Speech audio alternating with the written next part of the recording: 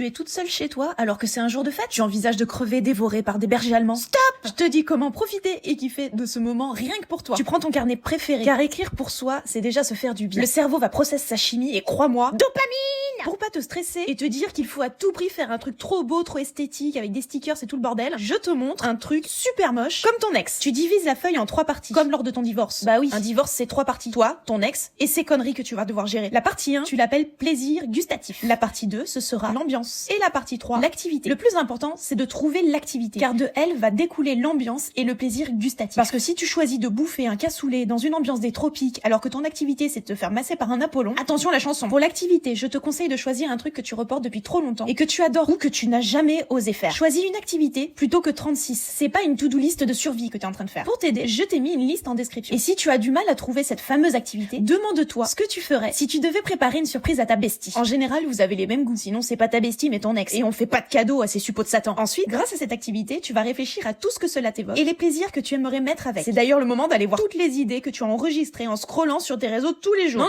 on juge pas ici, t'inquiète. Mais nous sachons. Autant que ça te sert vraiment plutôt que juste endormir le cerveau. Tu prépares tes listes et tu prends ce rendez-vous pour toi. Donc maintenant que tu sais ce que tu vas faire, tu as l'ambiance, tes plaisirs gustatifs, ton activité. Soit tu vas faire des courses, soit tu fais avec ce que t'as. Et tu te prépares tout ça aux petits oignons. Oublie pas, tu fais ça comme si tu préparais ce moment spécialement pour ta bestie. Alors tu kiffes et tu t'ambiances durant la préparation car dopamine! Et quand tout est prêt, pense à immortaliser ce moment. Comme avec ta bestie, on a dit. Et en avant le kiff. Cette méthode s'applique à tous les événements de fête où tu es seul. Noël, Nouvel An, Halloween, etc. Seul ne veut pas dire désespéré ni foutu. Au contraire, pense enfin à toi, car tu le mérites, comme ta bestie. Enregistre cette vidéo pour te la ressortir en cas de coup de mou. Bisous!